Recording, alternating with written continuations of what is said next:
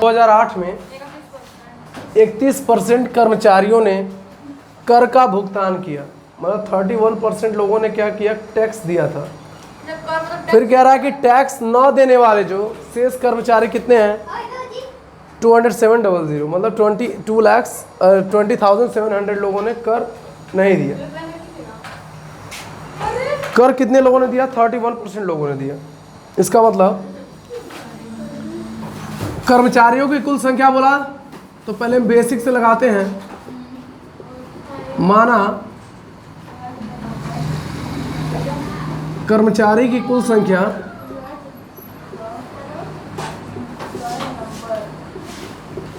x, total कर्मचारी की संख्या क्या हो गई, x हो गई। कह रहा है कि उसमें से 31% लोगों ने कर का भुगतान किया। बट आप हमको ये बताइए, आपके पास कर का भुगतान करने वाले कर्मचारियों की संख्या दिया है कि कर का भुगतान न करने वालों की, न करने वालों की। आप ये चीज समझो, कोई चीज 100% होती है। 100% में अगर 31% लोगों ने टैक्स पे किया, तो 69% लोगों ने टैक्स नहीं पे किया। और हमारे पास क्या है कि टैक्स न पे करने वालों की संख्या है ना। हमने टोटल कर्मचारियों की संख्या तो माना क्या, x, और उसमें न पे करने वालों की संख्या कितनी हुई, 69%, जो किसके बराबर है, 20,700 की। अरे भाई यही इतने ही लोगों ने टैक्स नहीं दिया है ना। तो ध्यान दीजिएगा, x इंटू 69/100 इजकल टू 20700, 69 3 जा होता 207, तो ये हो जाएगा 69 3 207, और ये आपका 00 इसके साथ ऐड हो जाएगा। अब हम क्या करें, क्रॉस मल्टीप्लिकेशन कर देंगे, तो जो x की वैल्यू आएगी 30,000 आपका आंसर आ जाएगा। तो टोटल कर्मचारियों की संख्या कितनी है, 30,000, यही आपसे पूछा ना। दूसरा मेथड ये है कि आपने मान क्या लिया कि कर्मचारियों की कुल संख्या क्या, 100 मान लिया आपने। 100 का 69%, अब ध्यान दीजिएगा, टैक्स पे कर रहे हैं कितना, 31%, तो टैक्स न पे करने वाले कितने हैं, 69%। तो 100 का 100%, 31% कितना होगा, 31, और इसका कितना होगा, 69 होगा। इतने लोगों ने टैक्स पे किया और इतने लोगों ने टैक्स नहीं पे किया। आपको संख्या किसकी दी हुई है, टैक्स न पे करने वालों को। तो 69 किसके इक्वल है, 20,700। तो 69 में किससे मल्टीप्लाई करें, इतना आ जाए, 300 से, 300 से ना। तो हमसे कर्मचारी की टोटल एम्प्लॉय कितने हैं भाई, 100 ना। तो 100 में आप 300 से मल्टीप्लाई करेंगे तो आपका आ जाएगा 30,000। 30,000 टोटल कर्मचारियों की संख्या। आपसे पूछा क्या, कर्मचारियों की कुल संख्या। आपने अज्यूम किया कि कर्मचारियों की संख्या आपने क्या माना, 100। अब जब आपने 100 माना, उसमें से 31% लोगों ने टैक्स को पे कर दिया। इसका मतलब 100 का 31% कितना होगा, 31, और 69% लोग तब नहीं पे करेंगे ना, तो उसका कितना हो जाएगा, 69।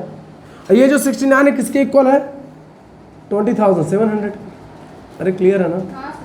तो ये 69 में हम किससे मल्टीप्लाई करेंगे, 200 से 20,700 आ जाए 300 से। तो कर्मचारी को कुल संख्या कितनी, 100 में आप 300 से मल्टीप्लाई कर देंगे, आपका 30,000 आंसर आ जाएगा ना। अब थर्ड मेथड देखो, 31% का फ्रैक्शन क्या होगा, 31/100। तो 100 था, 100 का 31% लोगों ने पे कर रहा है, तो कितने लोग नहीं पे कर रहे हैं, 69 लोग। 69 लोग नहीं दे रहे ना टैक्स। 69 की वैल्यू कितना दिया है, 20,700। तो टोटल कर्मचारी की संख्या कितनी हो जाएगी, 30,000। नहीं तो यार, अबे अब तो आ जाना चाहिए। ये कि ये नहीं कि क्लास का मतलब ये होता है कि ऑनलाइन मैक्स जो बातें तुमको समझ लेकर उसको रखा करो। वो नहीं कि मतलब क्वेश्चन लगा दी बंद करके ख़त्म कर दो, हटाओ, उससे वो फील नहीं आता है। ये जितनी चीज़ें आपको बताई जा रही, यही आप जब कोचिंग में आप पढ़ना या किसी भी ऑफलाइन कोचिंग ऑनलाइन में, वो चीज़ इतने बेसिक्स तो सब बताते नहीं, इसलिए आपका बेसिक डेवलप हो जाए। ये एक मेथड मैंने मान लो मैंने बेसिक वाला बताया, फिर ये 100 वाला बताया, फिर मैंने ये तीसरा बताया। और इसका फ़ायदा आपको ये होगा कि आपको 3 तरह से तो क्वेश्चन आएगा, इन सबसे मेन आपका यही होता है।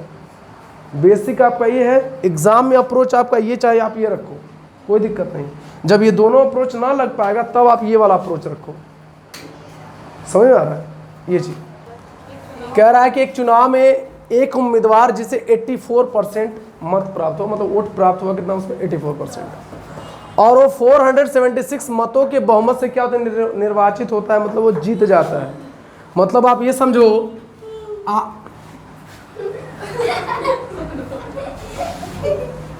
बोला आपसे डाले गए मतों की कुल संख्या, ध्यान समझेगा, तो माना मतों की कुल संख्या क्या है, मतों की कुल संख्या, टोटल नंबर ऑफ वोट्स, ये आपका x मान लिया आपने, हम बेसिक वाला समझ रहे हैं। अब आपने x मान लिया टोटल वोट, उसमें से बोला आपको 84% मत उसको प्राप्त होते हैं और 476 मतलब 476 मतों के बहुमत से क्या होता है, वो जीत जाता है। मतलब ये समझिएगा ध्यान से थोड़ा, मान लो कोई टोटल वोट आपके 100 है, 100 का 84% जो जीता है, विनर है, वो पाया 84 वोट। समझ आ रहा ना? तो आप, उसने 84% पाया, तो जो हारने वाला हो उसको कितना वोट मिलेगा, 16% मिलेगा। मिलेगा ना 16%, वो कितना हो जाएगा, 16 हो जाएगा। अरे भाई 100 का 16% कितना होगा, 60। तो भाई दोनों के बीच का डिफरेंस कितना होगा भाई, ये कितने, अगर मैं पूछूं विनर कितने वोट से जीता, तो आप क्या करोगे, 84 में से 16 को माइनस करेंगे ना आप, तो आप कहेंगे सर 68 वोट से जीत गया ये 60। भाई आप समझो मेरी बात, मैं कहूँ तुम्हारे पास 10 रुपये हैं, 10 रुपये में से 5 रुपये प्रिया ने ले लिया, तो तुम्हारे पास कितने रहेंगे, समझ में आया ना? मान लो मैं बोलूँ कि 10 रुपये तुम्हारे पास है, प्रिया ने 2 रुपये ले लिया, तो तुम्हारे पास कितने होंगे, 8 होंगे। तो प्रिया, तुम कितना ज़्यादा पाई प्रिया से, 6 रुपये ज़्यादा पाई ना। इसका मतलब अगर 100 वोट था, 100 वोट का 84% विनर वाला ने जीत लिया, तो 84 वोट पाया हो, तो हारने वालों को कितना मिला होगा, 16% मिला होगा। अच्छा कितने वोट से जीता, 68 वोट से जीता। वो जीता कितने वोट से, जीतने वाला वोट 68 हो गया। तो ध्यान समझना, अगर मैंने मतों की कुल संख्या x मानी, तो हमको दिया कितना, हमको जीतने वाले वोट की संख्या दिया है ना, कि इतने वोटों से वो जीता। तो यहां आपका क्या हो जाएगा, 84x में से 16x माइनस कर देंगे परसेंट, वो किसके इक्वल दे देगा, 476 के। यही तो बात हुआ ना, 84 वो जीतने वाला पाया, हारने वाला 16 पाया, तो इसके डिफरेंस से ही तो हम लगाएंगे ना कि वो जीतने, ये इतने वोटों से वो जीता। तो x इंटू 68% आपका बराबर हो जाएगा 476 के। तो x into 68/100 equal to 476। Cancel करेंगे इसको,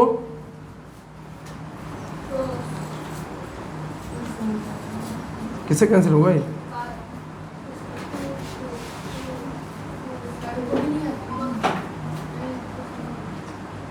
सेवन इंटू 100, आपका आंसर आ जाएगा x इक्वल टू 700। तो टोटल वोट की संख्या कितनी हो गई, 700। ये चीज हुआ। इसका मतलब वो 60, अब यहाँ पे आ जाओ, दूसरे वाला समझ लो, ये दूसरा मेथड है ये। अगर ये 68 से जीता, 68 वोट से, तो 68 वोट ना देकर कितना दिया है, 476 दिया है। इसका मतलब हम इसमें किससे मल्टीप्लाई करेंगे, 7 से। तो टोटल वोट कितना हो जाएगा, 7 से हम इसमें मल्टीप्लाई कर देंगे, आपका आ जाएगा क्या, 700, आपका आंसर आ जाएगा। क्यों जी, यही हुआ ना, बस नोट कर इसको।